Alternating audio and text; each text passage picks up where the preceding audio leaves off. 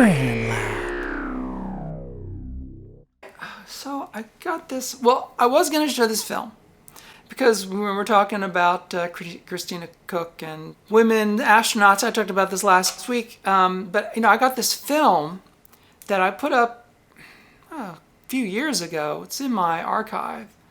It's a problematic film because it's called The First Women in Space, and it is a sexist, misogynistic film about the first women in space that is full of untruths and made for a 1980s high school audience, because this film was made to be shown in high schools to high school kids. And I want to show it because it really, has a lot in there about Sally Ride and interviews and stuff. But I have to do it with side commentary because it is so infuriating. And the things that the commentator says, the narration is so insulting, so condescending, and so wrong that the only way I could show this film is to show the film and stop it repeatedly so that I can put in all the asides. So, headphones on. Hear it. Hopefully you'll be able to hear it too.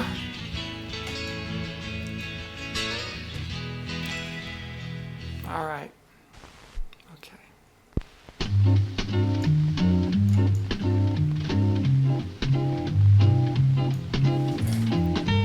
The Screen News Digest is brought to you as a public service by Pepsi-Cola of Birmingham, Alabama. Okay. That is the first thing to note. This film is made by the Pepsi-Cola Company of Birmingham, Alabama. So this film is made for a company in Birmingham, Alabama, and it's going to be about women doing a man's job. That is the first clue. Let's go. Okay.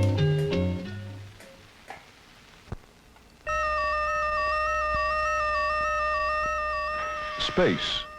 The final frontier. Oh yeah, rip that off. And like most frontiers, space has been man's domain. After 6 Mercury flights, 10 Gemini, 11 Apollos, 3 Skylabs, and numerous Soyuz, Cosmos, and Vostoks, only 2 women have ever ventured into space. Both were Russians, and both little more than Soviet-style Barbie dolls. Okay. Already, no. No, that is so untrue. And yes, let's belittle the women that risked their lives to get on top of a Soviet rocket to go into space.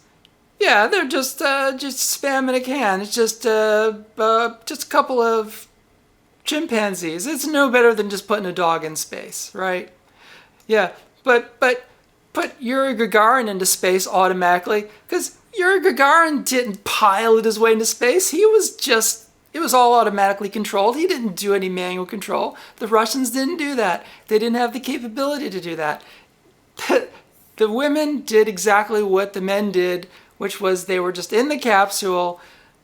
But the film wants to make it seem like when the Russian men went into space, they were pilots who flew the spacecraft. And when the women went up, they were just little Barbie dolls floating around in there doing nothing. What an effing lie. Continue. Neither had any technical skills or scientific training. They were merely along for the ride. They were merely along for the ride. Like all of the Russian astronauts in the early flights, they frickin' A. See, already, when men go up in space for a completely automatic flight, they're veteran pilots who are doing very important work. But when a woman is put up in the same capsule for an automatic flight, they're just floating around doing nothing, and it's just a PR stunt. F you, man. F you. Allowing TASS, the Russian news service, to boast, a brilliant star has flared up in the cosmic firmament. Never and in no country did women ever attain such height. Which was true, because the Russians did what the Americans wouldn't. And we're going to hear more about that. Perhaps, but in the Ed United White? States, space remained an exclusive male domain. I had to remove a lot of the audio because it was getting flagged. This is a very old transfer. This is before I started. It was American men flipping who around. first walked in space and then set the first human footprints on a planet other than Earth. Gee, I wonder why. There was no, like, process to make sure that women couldn't do that or anything like that. It was just, I guess only men were qualified, right? Well, let's hear more about that. And subsequent flights have remained a sort of free-floating bachelor party. Bachelor party. Listen to the dialogue they're using. And this is going to be for high school kids. I had to take the audio out there. Until now. There's Jim Lovell there. 3, 2, 1. Ignition. America's first women astronauts are soaring into space as flight engineers and mission specialists aboard the Space Shuttle.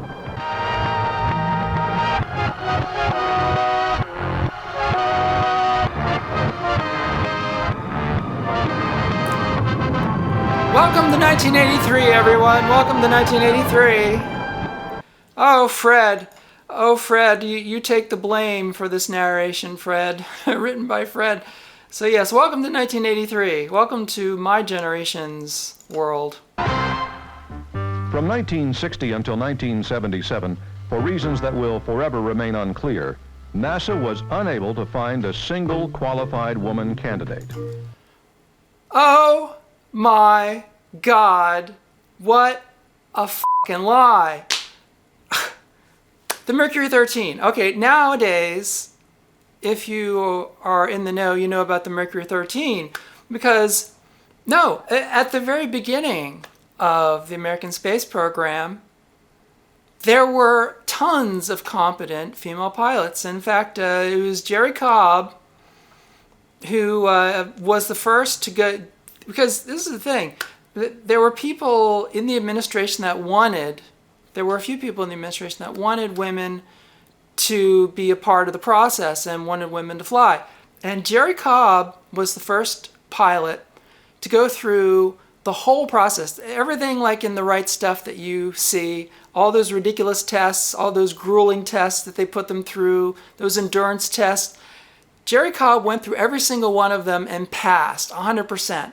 And because she passed, they brought in a whole crew of other female pilots. And there were 24 professional female pilots that vied for positions to be Mercury astronauts, just like there were dozens of military pilots that vied to be Mercury astronauts and became the Mercury 7. But there were 24 women pilots who went through the process, and out of those 24, 13 of them that passed completely did just as well or better than the Mercury astronauts did. Those 13 women were chosen, and they were laid out as the Mercury 13. They were going to be the 13 first American women in space. And there were people in the military and there were people in the government that killed the program, that said there's no way we're ever putting a woman in a space capsule. There's no way that we're ever putting a woman in space. We're not going to have women faces, women voices. We're not going to have them to be a part of this. It was a conscious political decision, mostly by the southern states and representatives in Congress from southern states, that is like a woman's place is in the kitchen, not in the cockpit. And it's very well known now, the story of the Mercury 13. And there's a whole documentary about it that you can watch. But OMG, there it is, 1983 for high school kids. For reasons that we'll never know, kids, there was just not a single woman in America that was capable of even trying to be an astronaut. So that's where we're going to start history for you and continue. Then, after examining 8,000 applicants for the shuttle program, 29 men and 6 women were selected as astronaut candidates. Among them, Sally Ride and Judy Resnick. The first American woman to venture into space will be Dr. Sally K. Ride. Height, 5 feet 5. weight 115 pounds, brown hair, blue eyes. A description that might well fit thousands of young women today. So, her introduction as a doctor is to give her physical dimensions and stats like a beauty contest. Her eye color, her hair color. Did they do this for Neil Armstrong? Neil Armstrong, 42-inch waist, blue eyes, stunningly handsome smile. It's like, no, look. This is 1983. Oh, she's a hot cookie. She's a doctor. She's going into space. I bet you she's heterosexual.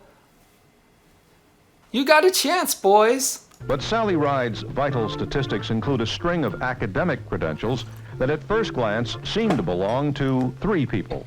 At Stanford University, she simultaneously earned degrees in English and physics, then a master's and PhD in physics, specializing in astrophysics. When first notified of her selection in 1978, Ride immediately called her family. They're almost as excited as I am. My mother's reaction was that I have another sister who's in theology. She's at a theological seminary, and my mother said, well, you know, one of the two of them is going to get to heaven. For Dr. Judy Resnick, a graduate of Carnegie Mellon with a PhD in electrical engineering from the University of Maryland, becoming an astronaut was an almost inevitable step. I decided to apply to be an astronaut when I was a graduate student finishing up my research work. It was not something that I had planned to do for my whole life. It was a case of being in the right place at the right time. NASA was advertising for astronauts at the time that I was looking for a job. But flying jobs, until recently, have almost always belonged to men.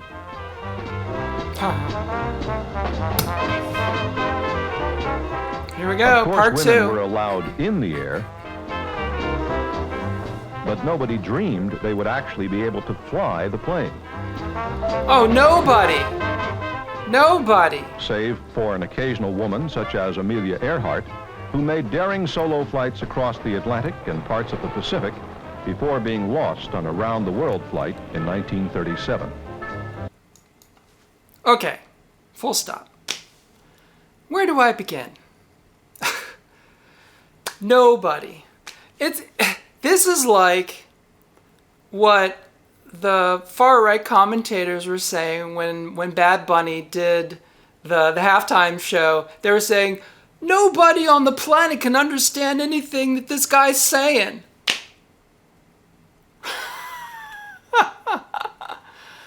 Nobody thought a woman could fly. Okay, so, yeah, you know, in the early days of aviation, there were lots of women flyers. There were a lot of women pilots.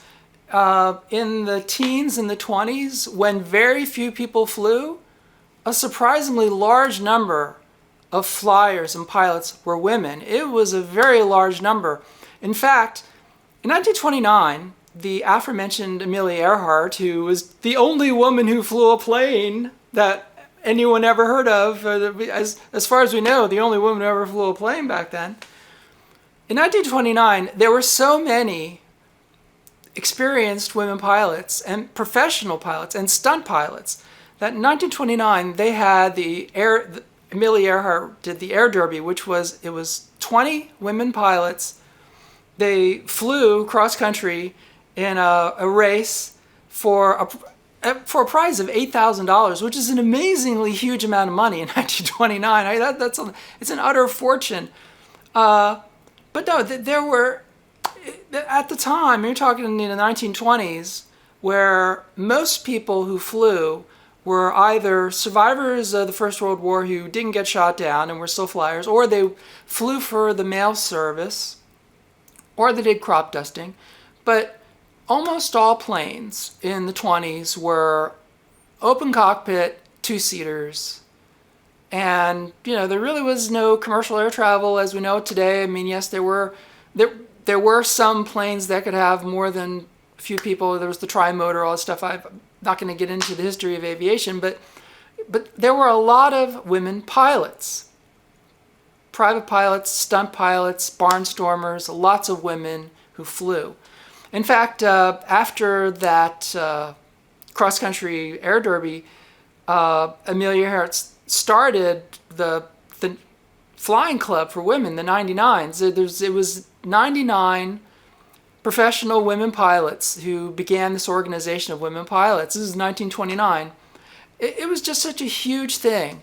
And of course, buried to history, because history is literally, the nomenclature of history is his story. So, yes, but you can read all about the history of women in aviation. It's just like the beginning of Hollywood. In the early days of filmmaking, there were so many women, producers, filmmakers, camera operators, people who worked behind the scenes. There were so many women in the industry, not in front of the camera, but behind the camera. Studio owners, executives. And it wasn't until, the 20s when the studio system, the big studios, MGM, Paramount, RKO, when these big studios came about, they basically top-down crushed all of the female power structure in Hollywood to seize it all from themselves, and in the process completely erased, or tried to erase, from history all of the women who had done so much to build Hollywood as an institution. But in the early days, it was like 50-50. During the teens and early 20s, like the biggest writers, producers, filmmakers, most successful were women. It's a fact. And we continue. But for the most part, women were trained to fly as stewardesses, not pilots.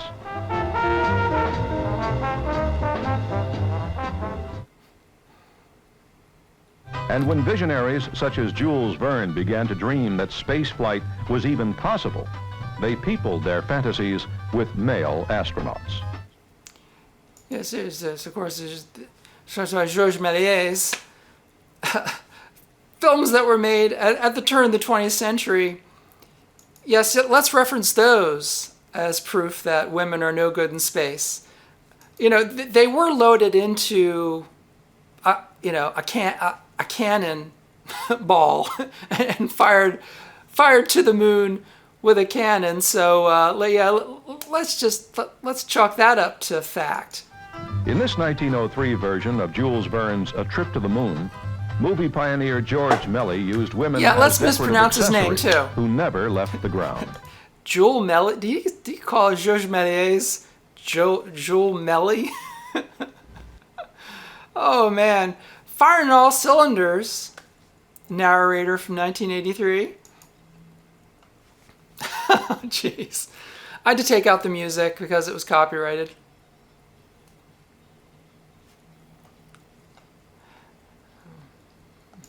And of course, aside, nothing on Georges Méliès, because I'm a huge fan of everything that Méliès did. He had a pioneering studio. He had an inclusive place to work. So, and one of my favorite episodes of From the Earth to the Moon is the one where they talk about Georges Méliès and the making of this film. Anyway, you can go and watch that at your leisure, but let's continue. As America moved into the space age, its first astronauts were monkeys. Males, of course. Oh, males, of course. Of course, because you can't have a female monkey in the capsule. You gotta have a male monkey in the capsule who'll do real man-monkey work. Could they possibly make this script more insulting? You have to realize, 1983, this is being shown to teenage high school girls. This is being shown to girls. Get married early, get married in high school and stay in the kitchen there, girls. Don't go into space like a female monkey who's never gonna go into space. Such monkey business led Jerry Cobb, then America's foremost woman pilot, to comment bitterly, "NASA won't let me take the actual training course, but I see they have a chimpanzee who is being trained to take it." And it's because of that comment that she got the shot to do it, and she passed with flying colors. And then they created the Mercury 13, which they're not even going to tell you about in this film. Then in 1959, seven Oh, astronauts there were you chosen for go. America's first manned spaceflight Yeah. program, dubbed Mercury. Yes, and then we had the real, not the Mercury 13. We're not going to talk about that mistake, because those girls, they passed all the tests, so I guess we didn't make the tests hard enough, because we only got like 7 men, we got 13 women. I guess it wasn't hard enough. Understandably, NASA's first candidates were military test pilots and, of course, men. And of course, 24 women went through the whole course, did exactly the same thing. 13 of them were chosen to be astronauts with perfect scores. Of course. They were, after all, little more than human cannonballs who would be fired into space and brought back to Earth by ground control. Surely a job for Superman, and not Lois Lane.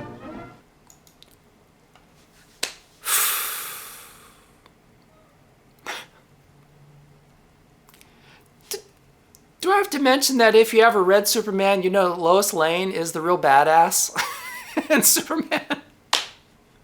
Ah, man. Bleepity bleep, you bleepin' bleepity bleep, bleep, bleep, you bleep. On light on. Switching command to internal. By 1965, spaceflight had become complicated. A 2-man capsule, part of the Gemini program, was launched. And in Gemini, the astronauts were actually to fly the vehicle and to make daringly beautiful walks in space.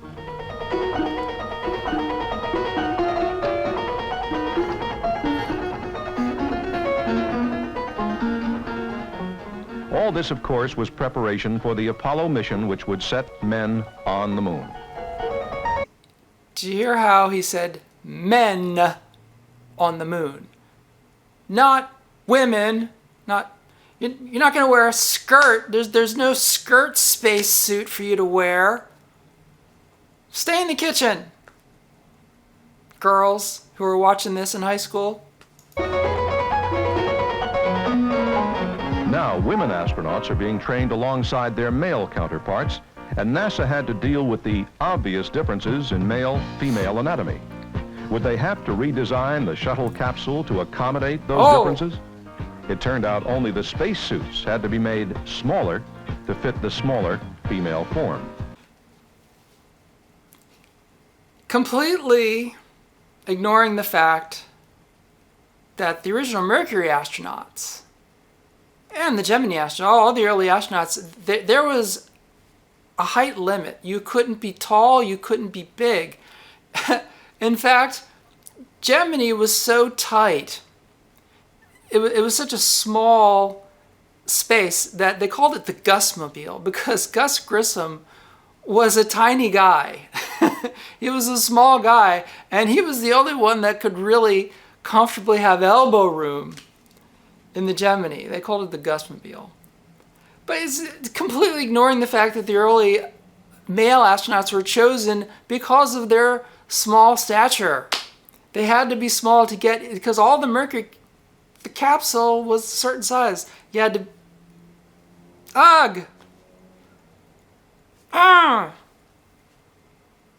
and continue.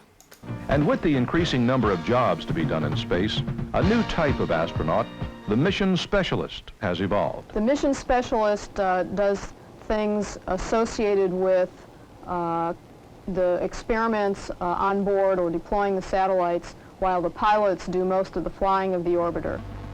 On the mission that I've been assigned to, the mission specialist will be doing work on deploying a communication satellite, which will be done from the panels behind me. Music had to be removed.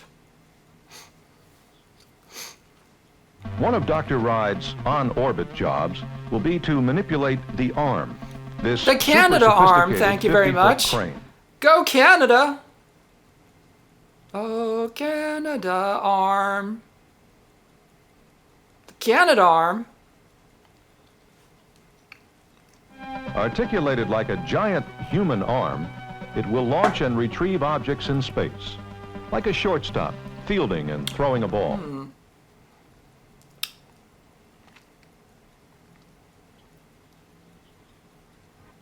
Astronaut training is as physically demanding as any sport. For Ride, who as a teenager had been a nationally ranked junior tennis player and who still runs 5 miles a day, it is no problem.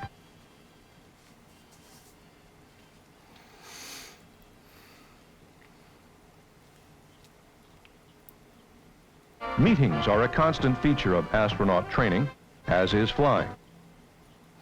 In Air Force T-38 jet trainers, Ride, Resnick, and the other mission specialists learn radio and navigational systems. In flight, prospective astronauts are introduced to G-forces, the increasing pull of gravity on the body during a rapid climb or pull out from a dive that can cause the inexperienced to black out.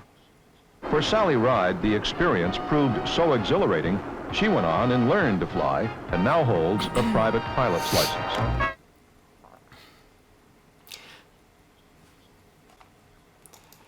See, now, they didn't mention at the beginning of talking about Sally Ride that she was also a pilot. They waited till, 10 minutes in to explain, oh yeah, of course, because she became an astronaut, then she became a pilot, now she flies a plane. So. They didn't mention, they couldn't call her pilot astronaut. No, it's just after the fact, so she went after. Of course, what goes up must eventually come down, even spacecraft. And so astronaut training is filled with ups and downs.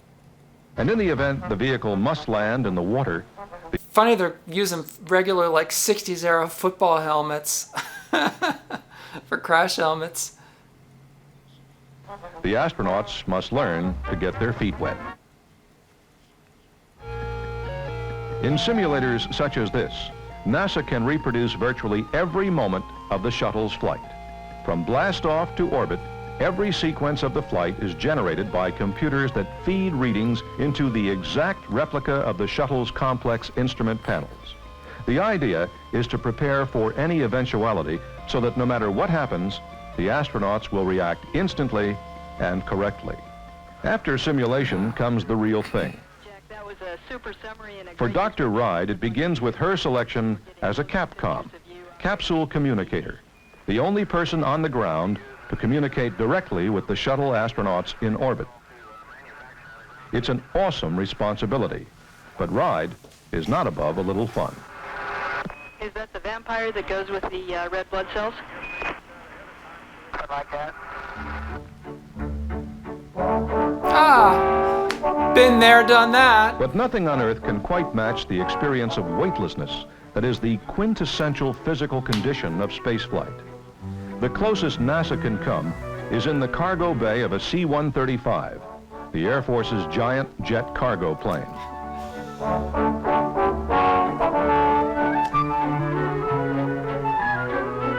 If even a few seconds of weightlessness can lead to euphoria,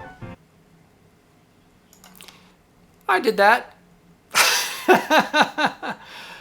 Been there, done that. Moi. And continue. parachute training can bring one down to earth very quickly.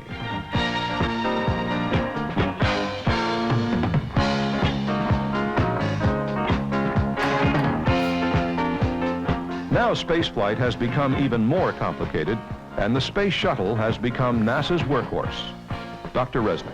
The shuttle is a very versatile tool. We can do experiments on orbit. We can repair satellites that might have malfunctioned or change their film packs. We can study the stars and look outward. We can study the Earth and look back down. There are advantages in almost every field of science. Astrophysics, it's obvious. X-rays don't make it through the atmosphere, so you have to be in space to do any experimentation at all. There are any number of things that you might be able to learn in physiology about the human body that just the way that it reacts to weightlessness, I'm sure will be very important. materials processing. Materials processing in space involves understanding and studying how materials combine. For example, if you can put metals together and make different types of alloys, and their properties are different if they're manufactured without gravity than they are in gravity. If we date the space program from 1957, the year the Russians launched Sputnik, to the moment when STS-7, the Space Shuttle Challenger, lifts off with astronaut Dr. Sally K. Ride aboard, it will have taken women 26 years to finally get into space. Okay, so they're completely dismissing the Russian flights. Completely. Interesting. Because he says that the space program begins with Sputnik, and no women have. Oh, Jesus Christ. Ah, that guy Fred, you got paid to write this script. Was it worth it? Why the desperate desire to leave the Earth? To challenge the vast unknown of space. Dr. Ride. Well, for one thing, it's there. I mean, you have to do it. And as the Space Shuttle Challenger lifts off with Dr. Sally K. Ride among its astronauts, America truly enters the space age.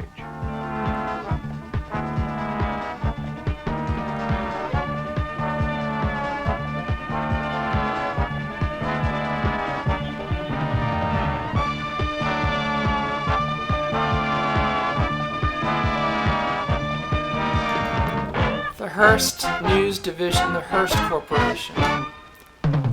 Yeah, so the Hearst Corporation. Yeah, makes sense. William Randolph Hearst himself couldn't be more proud of a condescending piece of garbage like that. Oh, here we go. Postscript. The Screen News Digest has been brought to you as a public service by Pepsi-Cola, Birmingham, Alabama.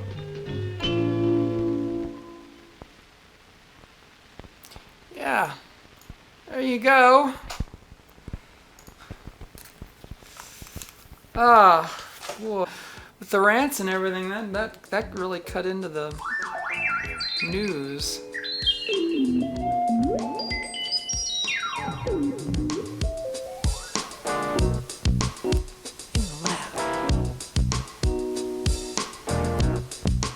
That's where I work.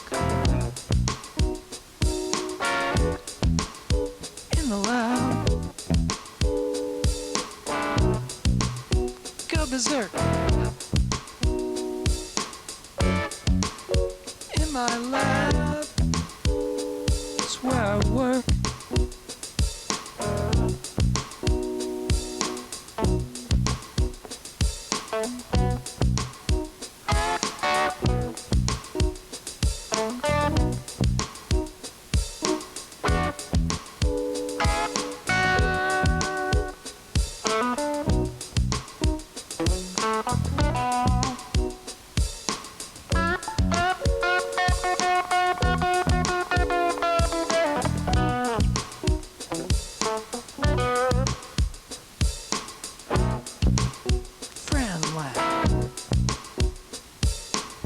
That's what you're watching.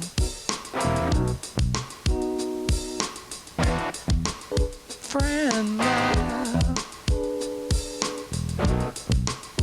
That's what I'm doing.